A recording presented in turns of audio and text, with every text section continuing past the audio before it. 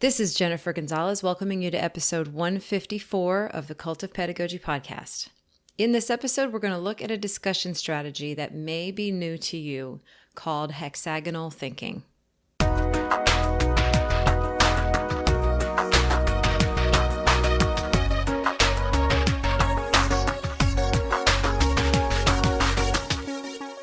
This week's going to be nice and simple.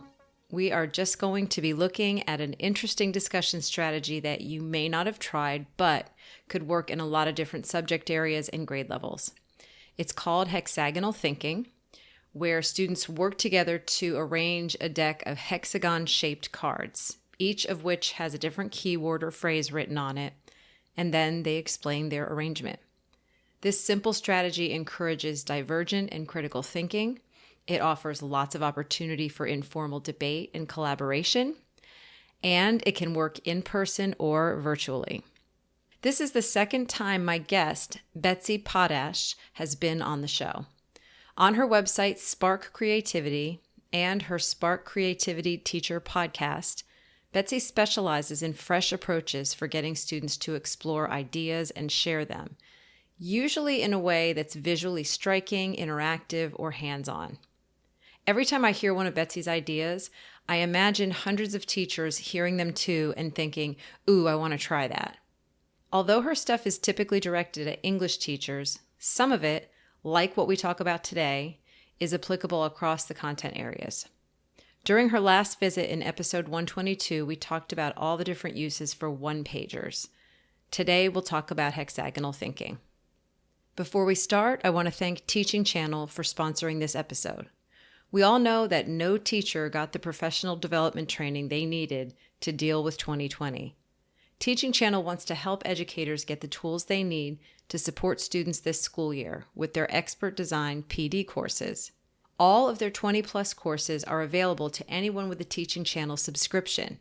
They all take under 2 hours to complete, and some of their most popular courses right now include Moving Your Instruction Online, Culturally Relevant Teaching, and Fostering Family Partnerships. Teaching Channel subscribers can also watch over 1,400 classroom videos that showcase best pedagogical practices from around the country. You can find videos of every grade level and observe top teachers in hundreds of different classrooms. And Cult of Pedagogy listeners can get 30% off a monthly or yearly subscription. Visit teachingchannel.com/cult to learn more. Support also comes from UL Explore Labs. UL Explore Labs inspires secondary students to solve global safety and sustainability issues through science. This free online teaching resource explores battery energy and fire through 3 modules: the phenomena of thermal runaway in lithium-ion batteries, mobile phone battery supply chain and the issue of e-waste, and a fire forensics investigation unit, where students investigate how and where a kitchen fire started. UL Explore Labs invites students to exercise their reasoning skills and sparks curiosity through interactive videos, hands-on activities, and virtual self-guided lessons. Today's students are tomorrow's problem solvers for a safer, more sustainable world. Visit ulexplorelabs.org, spelled ulxplorlabs.org for these free resources. Now, here's my interview with Betsy Potash about hexagonal thinking. Hi, Betsy. Welcome to the podcast. Thank you so much. I'm excited to be here. Yeah, I am too. This is your second time. You were on episode 122 where we talked about one-pagers. That's right. So you're one of my very few repeat guests, but I'm thrilled because you have some great ideas. And so today we're going to be talking about hexagonal thinking. And actually, I don't even know if you pronounce it the same way that I do. I've been the only one saying it as we've been talking. But before we get into it, let's just give my listeners a quick overview of just who you are, what you do, what your role is in education, and so on. Okay, sounds good. So I was an English teacher for many years. I taught in California, and then my husband and I moved abroad, and we taught in Bulgaria as well. And I loved it. I loved the creativity of the classroom. I loved getting to use sort of everything that I love in the world to make my work more interesting. But after a while, I started to get excited about sharing those strategies with other teachers. And so I built my blog, Spark Creativity, and my podcast. And I started a Facebook group called Creative High School English, where we now have 15,000 English teachers from around the Oh my world gosh. who collaborate. And Wow. I just love it. So your work is primarily for English teachers. It is, although I do hear from a lot of people outside the discipline that they can use things like one pagers and sketch notes and podcasting across the disciplines. Yeah. And so I think, because I think it seems like what you do a lot of times is you work more on creative ways to think about things and then demonstrate that thinking in different types of kind of products, for lack of a better word, classroom products that students can create. Yeah, that's right. Yeah. Yeah. So we are going to talk today. You came to me with this other idea that you've been working with. And how do you say it? Hexagonal, yeah. Yeah, hexagonal thinking. It's actually a fun word to say. So, you were telling me that hexagonal thinking is actually something that is already kind of prominent in the business world, but is just starting to make its way to education now. So, this is ultimately a discussion tool, or it's a discussion strategy that has some pieces to it. So, let's just start with a really, really rough overview of what hexagonal thinking is and kind of what it looks like. Okay.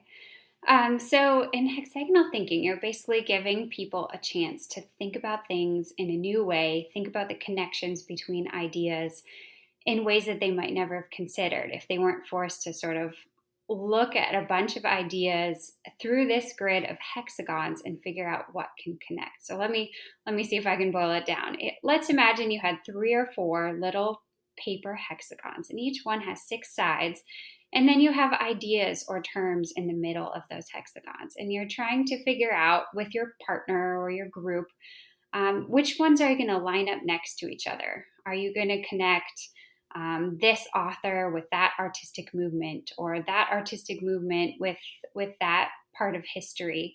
And as you start to begin to make those connections, there's a lot of critical thinking and a lot of debate that goes on, because what you Mm, realize is you can't connect everything to everything. You have to make choices, and you have to figure mm, out, is it more important to connect this idea to this one?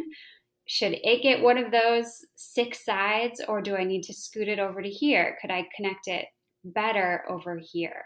And it's a visual strategy, and so it's going to help a lot mhm. to see some examples in our show notes today. But you can start to imagine putting the terms and concepts of the unit that you're covering into hexagons and asking students to create a web. And every single web is going to look totally different. That's one of the most fun things Mm. about it. It's all about how you defend your web. I love the way you just put that. Yeah, because that's one thing I wanted to make sure we clear up right away. This is not an exercise that teachers give to students to see if they can guess the correct connections. It's to see Right. what kind of connections students are able to come up with and explain. Yes, exactly. There's Yeah. no right answer in hexagonal thinking, and that's kind of the point. Yeah. And so this would be something that would be really good, I'm thinking, for maybe something that's near the end of a unit when you've covered a lot of things, after you've read a novel or you've studied a historical period, to really start to think about the ways that things influence each other and are connected.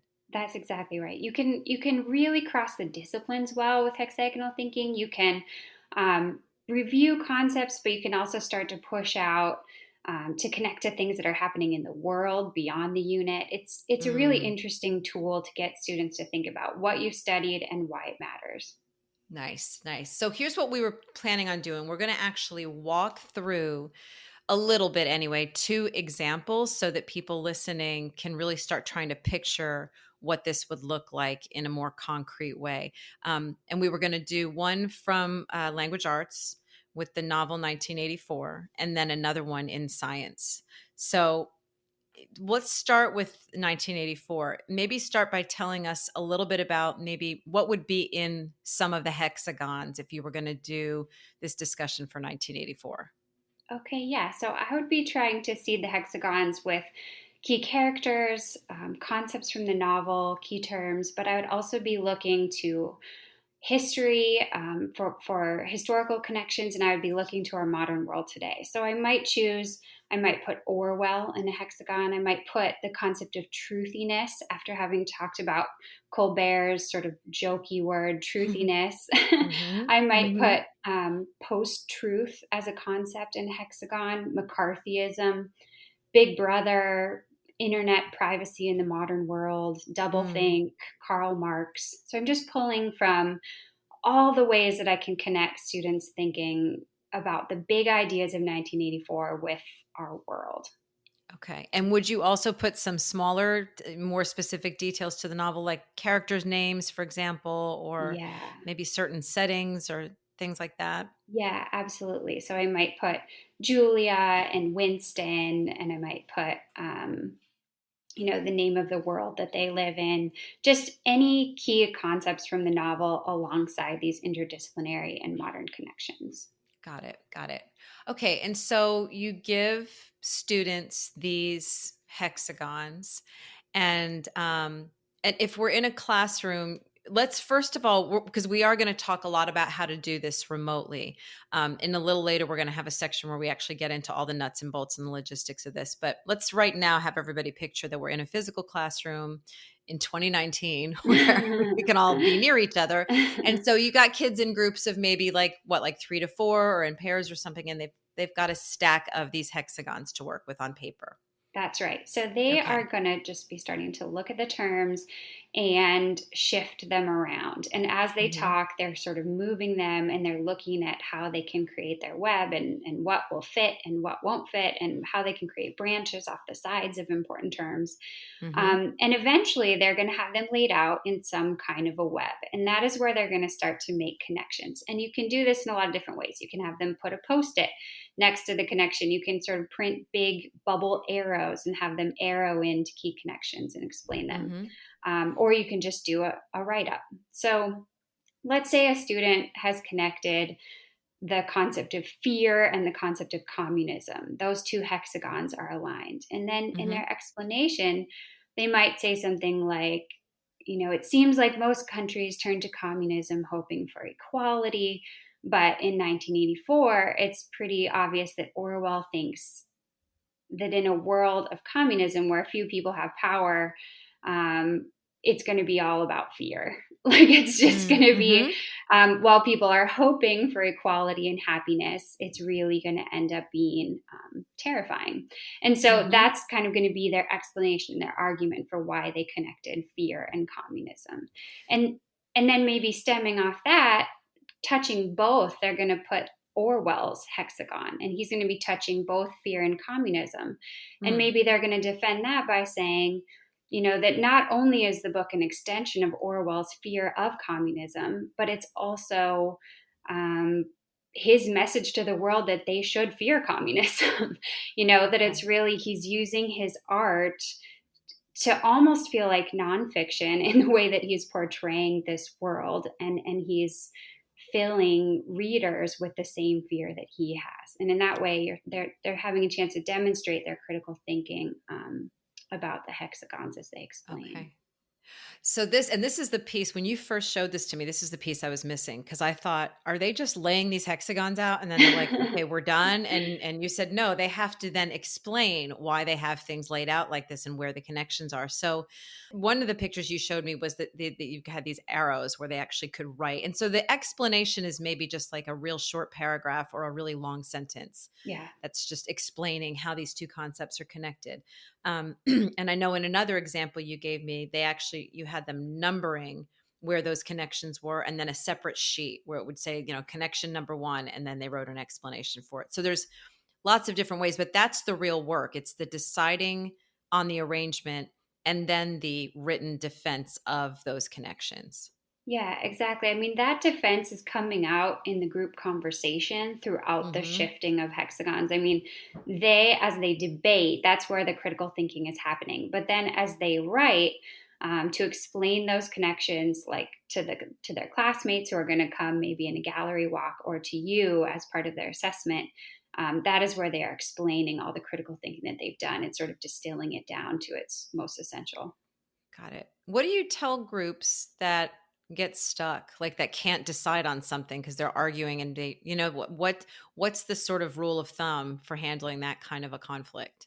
Yeah, I mean, I think the fact that there's no right answer is the key point here. If they can defend it, then it's great. And if they disagree, that's pretty normal. I mean, they just have Yeah. to kind of talk it through, and in the end, somebody may have to acquiesce to the group and say, "Okay, I can see that your connection is an interesting one too. Yeah. We'll go with it this time." And then later, if you're doing individual writing about it at the end, they could always talk about why they disagreed with their group. Nice.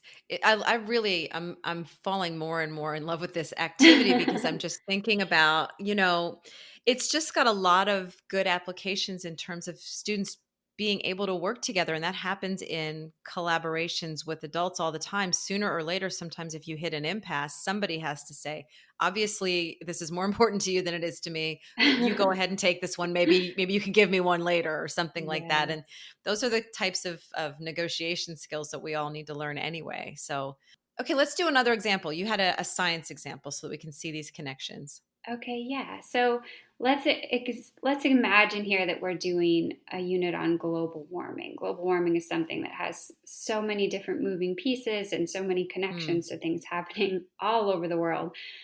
So maybe for terms in a global warming hexagonal, you might have things like carbon dioxide, greenhouse gases, emissions, fossil fuels, sea level rise, renewable energy, climate change, the Paris Agreement, ice caps, stuff like that. And then students are going to start to move those around, and they're going to think, like, where do I want to put the Paris Agreement in relation to all these scientific concepts? How can I put renewable energy in a way that makes sense?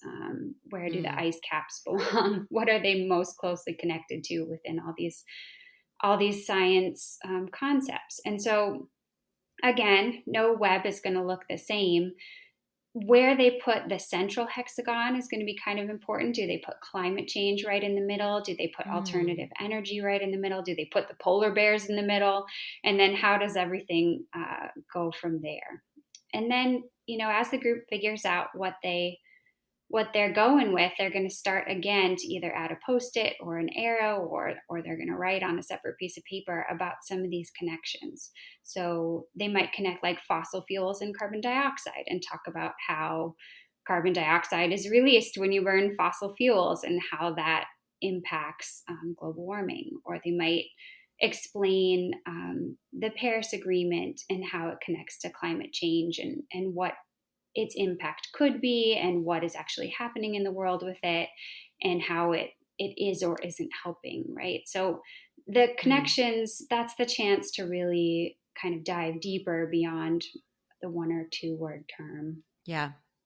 You had, I was thinking, I think you mentioned this in the post, which by the way, people listening, Betsy's writing a full blog post also about this that's going to kind of go through step by step, lots and lots of pictures of different kinds of hexagons for different topics. But one of the things that you mention in there is that even though this is ideally meant to be a group thing, this could also be something that individual students do on their own too. That's right. I especially think right now with digital learning, this could be a really fun individual activity for kids to do at home, because as I was creating a bunch of different examples just for this post, Yeah. I really had a great time. I liked moving It's everything interesting. around Yeah. and figuring out how to defend it. And I actually would get sort of stuck and be like, oh, I have this one term left, but everywhere that I would put it is already full. I need to rework the whole web. And it's just like it's fun. Even if you're not debating it with others, you still have to debate it with yourself. Yeah, and I'm picturing certain kids might get to a point where they're working with a group, and then they just sort of go, "Can I just want to do one by myself. Like I can see this, and I have a vision for it." And Yeah. and I think that's exciting because so many of our subjects we do sort of teach them in isolation, and yet I think we all understand, and our the phrasings of our curriculum a lot of times will say all of this stuff is connected, and we should be teaching how it's connected. But sometimes we just don't have things set up in a way to really do that thinking, and this really does that. Yeah.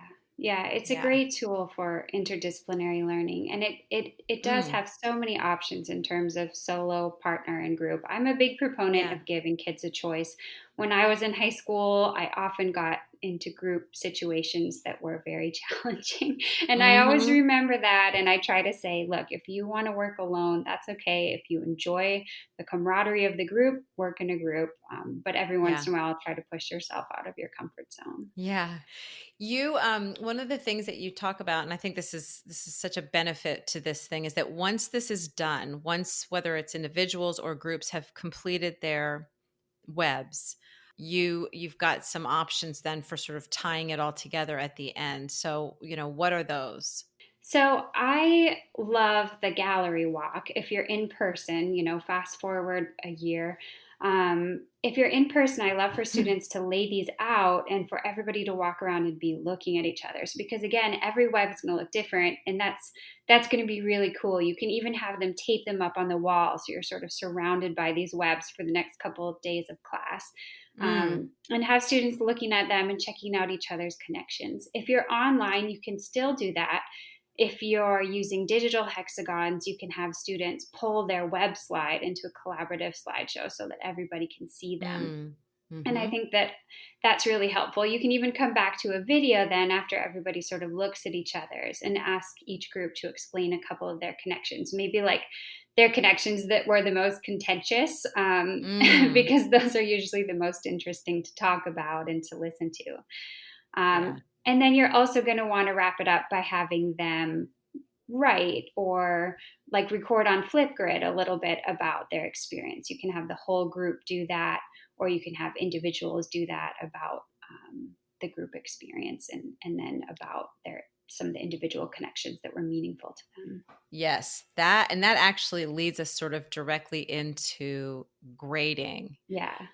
How have you graded this type of an assignment? So there's a lot of options.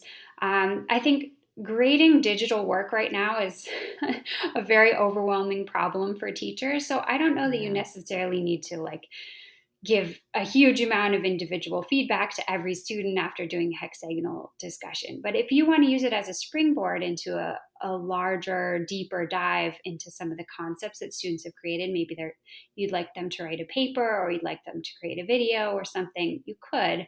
You could also do a quick check-in. You could have them jump onto Flipgrid and record something about their favorite connection for a minute or two, or you could have them write a short paragraph about one or two of the connections. You could have the Mm, group present back as a whole on video to the class, or in person, just stand up and present to the class and walk them through some of the key connections and show their web.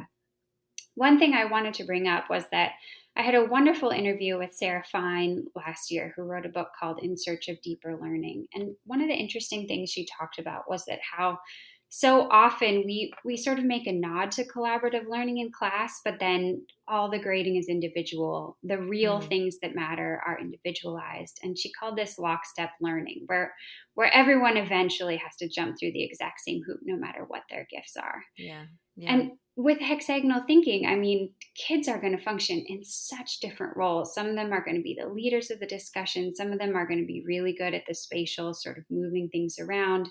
Some kids are going to be quiet, but they're going to be taking the notes that will become the connection explanations later. And some kids Hmm. are going to be the diplomats, and they're going to be like, "Look, chill. This is supposed to be a nice conversation here, guys. It's not the end of Yeah. the world." And those are all important roles. And so another option for grading is to talk about how in project teams in the real world people do contribute differently, and those skills matter a lot. It matters if you're a good diplomat. It matters if you're a quiet contributor who does good work, and that's okay. Everyone doesn't have to be the same. So in that case, you might just let them have their conversation, present back to the class, however you're doing that, and then maybe write a reflection on how their group dynamics went and how they felt Yeah. that they contributed individually. Yeah. And I think something like that, because I really like that option, I think something like that could really be enhanced if you, as the teacher, can have a conversation with them ahead of time pretty much like what you just said to me, Yeah. where you sort of list out all the different ways. Because I think sometimes students don't even realize the contributions they make or the talents that they bring to the table unless someone else names them. And then they go, oh, yeah, that's me. I do that. Yeah. And they think just because they're not the one who's like saying the academic thing or writing the thing on paper that they're actually not really doing anything. And so I think it gets the students to recognize their own talents and each other's talents too. Yeah. Yeah, I like that. Yeah. And I think then making that connection to the world and talking about how things get done out there.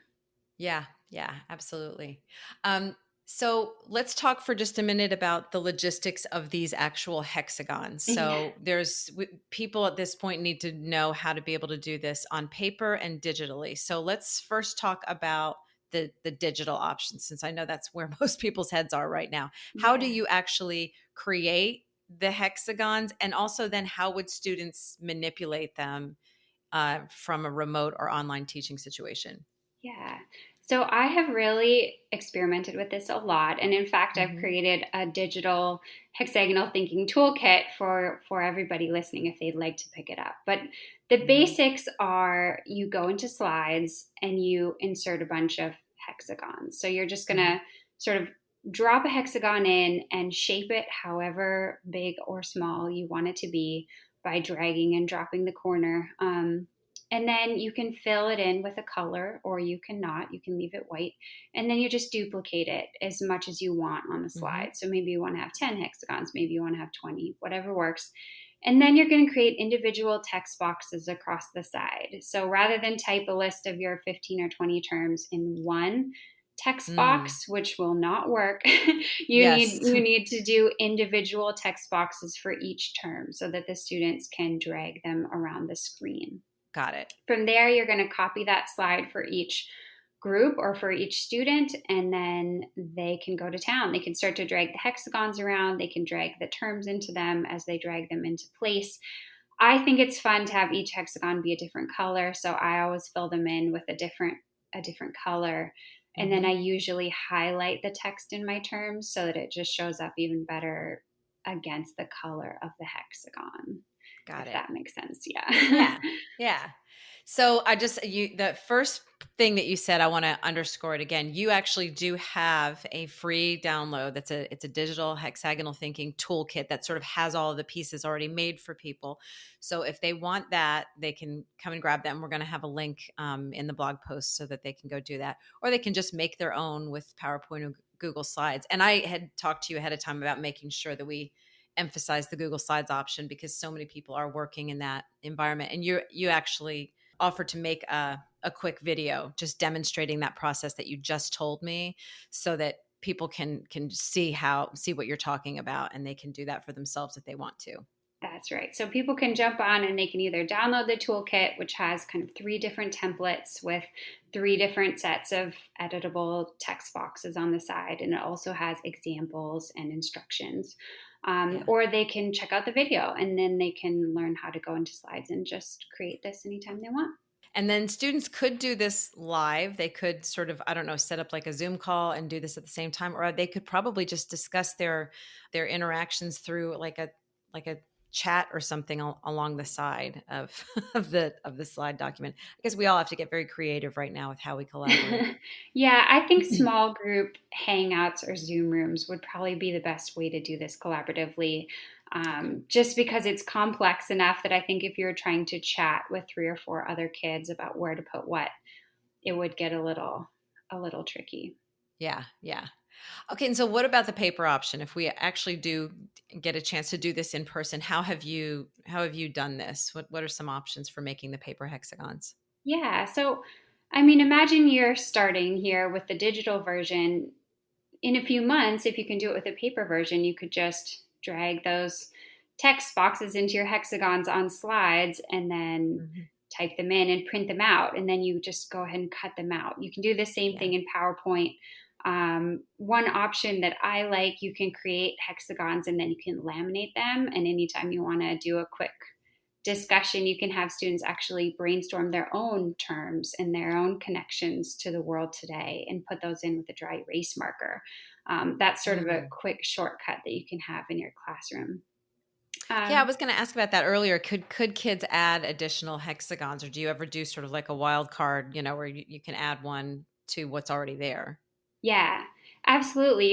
You could leave a couple blank and you could suggest they add, but another option is to actually have them brainstorm the whole list. You can just give Mm, out the hexagons, especially if you've done it once or twice with you providing the hexagons, then they're going to mm-hmm. start to understand the concept. They know what sorts of terms and connections to make, and that can be really interesting again Oh, when they that's present fantastic. back. Yeah, I love that. I love that. Okay, and so in the post where you've got kind of a list of different sort of sources too, that there are some like free online hexagon generators and stuff. So people can go and explore all those different options if they are wanting to make the paper ones. That's right. There's so Um, many choices. You're going to be spoiled yeah. for choice, guys. Yeah, and also in the post, because we're about to wrap this up, but in the post too, you offer some other variations on this, like adding visuals to it and actually doing almost like little one pagers with the hexagon. So we've got lots of pictures that people can look at to explore different ways of doing this. But I'm thrilled by this idea. The more we talk about it, the more I like it. So That's great. remind everybody where they can find you online. Okay, so my website is www.nowsparkcreativity.com, and I podcast with the title The Spark Creativity Teacher Podcast. Okay, and it's nowsparkcreativity.com is your site. And you That's have a right. podcast. So anybody who's listening to this, go find Betsy's podcast too, because you're already a podcast listener. It'll be easy to jump over there. That's right. All right. Betsy, thank you so much for coming on again and for writing this post for me. And I'm really excited to get it out there. Oh, my pleasure. It was so much fun. For links to all the resources mentioned in this episode, visit cultofpedagogy.com, click podcast, and choose episode 154. Also, check out my new mini course, 4 Laws of Learning, at cultofpedagogy.com/laws, LAWS. If you use the code LISTENER at checkout, you can get $5 off course tuition. Thanks so much for listening, and have a great day.